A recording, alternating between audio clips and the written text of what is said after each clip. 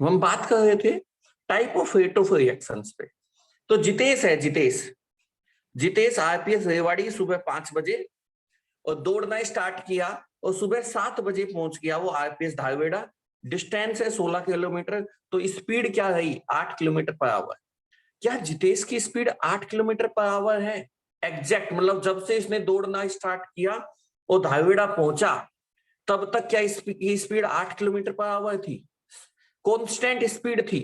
बोला सर नहीं। तो आपने जो ये स्पीड बताई है, ये स्पीड कौन सी बताई है? बोला सर हमने तो एवरेज स्पीड निकाल दी। हमने तो क्या निकाल दी? एवरेज स्पीड निकाल दी। दूसरी बात करते हैं, जितेश कहां पे है? आरपीएस रेवाड़ी में है। कितने बजे है? सुबह 5 बजे है। कहां पहुंचना है उसको? आरपीएस धारवेड़ा पहुंचेगा वो।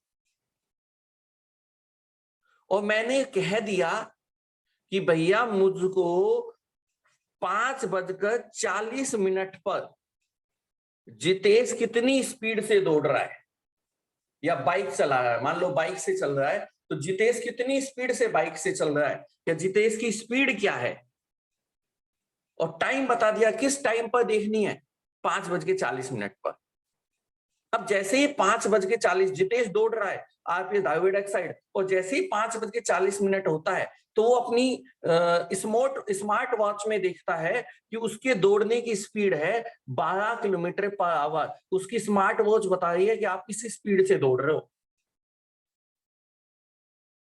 ये जो स्पीड बताई 5:40 पर, ये कौन सी स्पीड है? ये कौन सी स्पीड है? इसको बोलते हैं इंस्टेंटेनियस स्पीड। कौन सी स्पीड बोलते हैं? Instantaneous speed. कौन सी स्पीड? इंस्टेंटेनियस। तो स्पीड दो तरीके की होगी, या तो एवरेज या इंस्टेंटेनियस। और एवरेज और इंस्टेंटेनियस स्पीड में क्या फर्क है? The speed which is determine between two time period, ये स्पीड आपने 5 से और 7 बजे के बीच में निकाली है। जो दो टाइम पीरियड के बीच में निकाली जाए उसको कहते हैं एवरेज रेट ऑफ रिएक्शन, उसी को कहते हैं एवरेज रेट ऑफ रिएक्शन। और जो एक पर्टिकुलर इंस्टेंट टाइम पर स्पीड निकाली जाए वो उस स्पीड को कह दिया जाता है इंस्टेंटेनियस स्पीड। कौन सी स्पीड बोल देते हैं? इंस्टेंटेनियस स्पीड बोल देते हैं। क्या बात समझ में आई? क्या बात समझ में आई? तो अब हम केमिस्ट्री की भाषा में लिखते हैं और अगला टॉपिक है type of rate of reaction. Type of rate of reaction. Rate of reaction कितने तरह की होती है? तो बेटा रेट ऑफ रिएक्शन भी दो तरह की होती है। एक होती है एवरेज और एक होती है इंस्टेंटेनियस।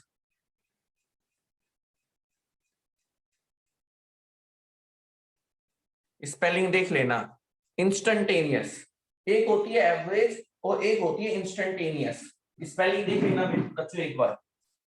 एक होती है एवरेज और एक होती है इंस्टेंटेनियस। तो रेट ऑफ रिएक्शन जो है वो दो तरह की होती है, एवरेज और इंस्टेंटेनियस।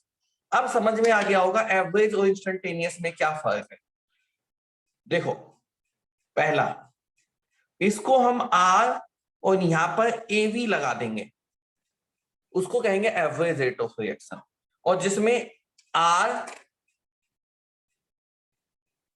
और नीचे INS लगा हो, ये होती है instantaneous rate of reaction.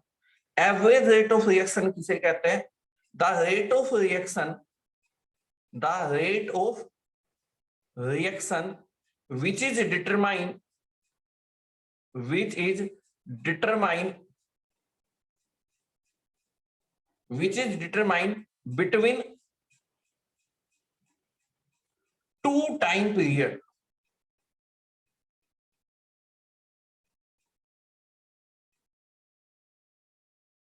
The rate of reaction which is determined between two time period, उसको बोलते हैं एवरेज रेट ऑफ रिएक्शन या rate of reaction which is determined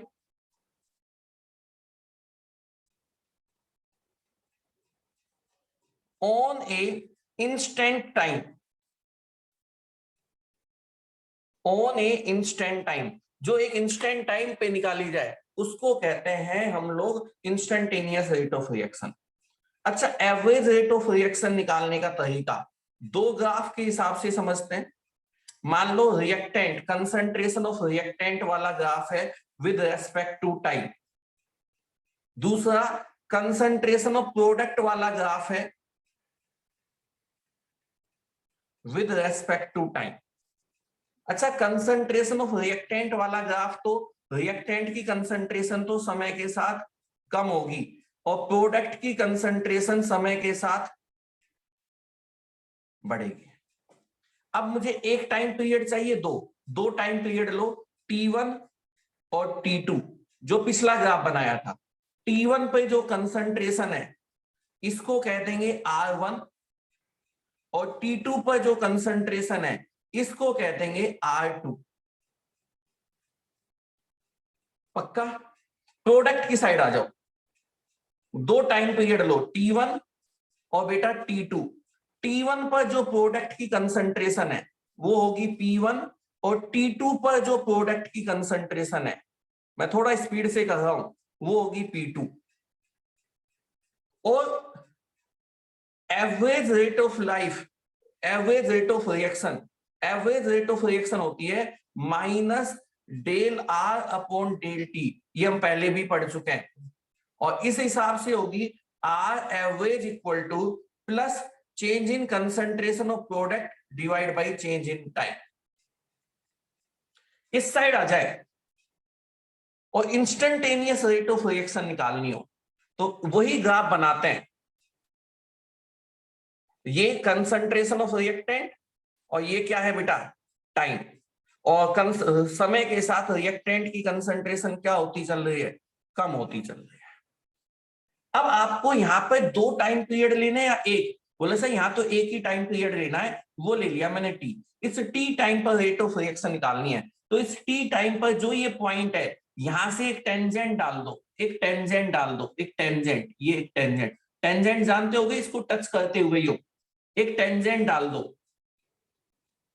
और टेंजेंट डालने के बाद यहां से यहां तक की डिस्टेंस ये तो कहलाएगी dr, और यहां से यहां तक की डिस्टेंस ये कहलाएगी dt।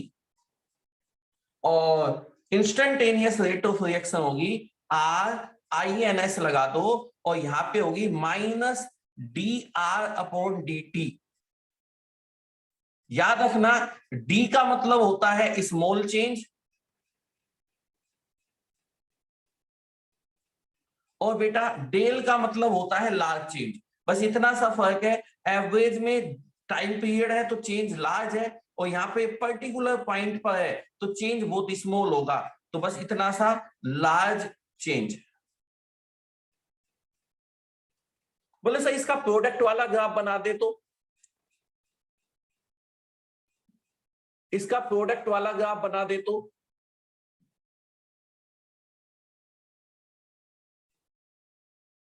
बोले इसका प्रोडक्ट वाला ग्राफ बना दे, तो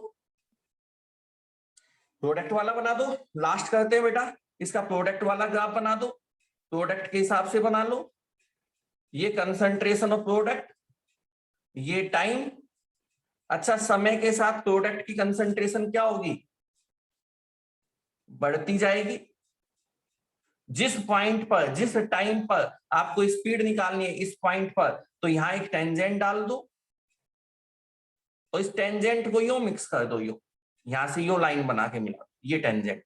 तो ये जो डिस्टेंस है यहां से यहां तक की, ये तो होगी dp, और यहां से यहां तक की जो ये डिस्टेंस है ये होगी dt। और तो क्या निकल जाएगा, R instantaneous equal to dp upon change in concentration of product divide by change in time. यहाँ स्मॉल चेंज है तो d से रिप्रेजेंट कर दिया, लार्ज चेंज होता तो हम लोग डेल से रिप्रेजेंट कर देते हैं। ये दो तरह के रेट ऑफ रिएक्शंस है, इंस्टेंटेनियस और एवरेज। जो बस इतना सा है, जो दो टाइम पीरियड के बीच में निकाली जाए वो इंस्टेंटेनियस होती है, जो केवल एक टाइम पर निकाली जाए वो सॉरी जो 2 टाइम पीरियड के बीच में निकाली जाए वो एवरेज होती है, जो एक पर्टिकुलर टाइम पे निकाली जाए वो इंस्टेंटेनियस होती है। अथर्व एक बार रिकॉर्डिंग बंद करो।